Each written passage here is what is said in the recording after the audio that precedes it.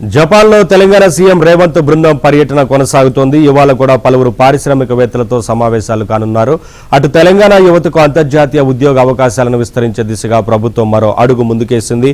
కార్మిక ఉపాధి శిక్షణ శాఖ ఆధ్వర్యంలోని Telangana overseas man power company limited, TOMCOM, జపాన్లోని ప్రముఖ సంస్థలు TG UK technologies private limited, Raj గ్రూప్తో సీఎం రేవంత్ రెడ్డి సమక్షంలో ఒప్పందాలు కుదుర్చుకుంది.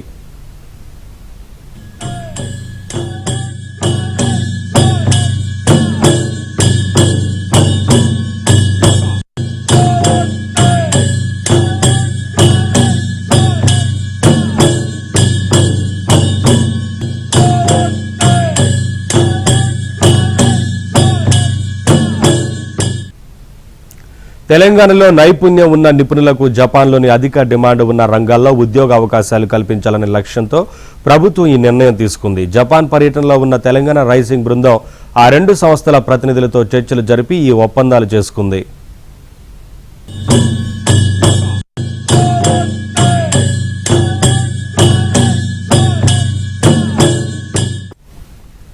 తెలంగాణ అభివృద్ధిలో అందరి సహకారం అవసరమని, సొంత ప్రాంతాన్ని అభివృద్ధి చేసుకోవడంలో ఉన్న ఆనందం ఏంటో జపాన్లో స్థిరపడిన తెలుగు వారికి తెలుసని సీఎం రేవంత్ అన్నారు.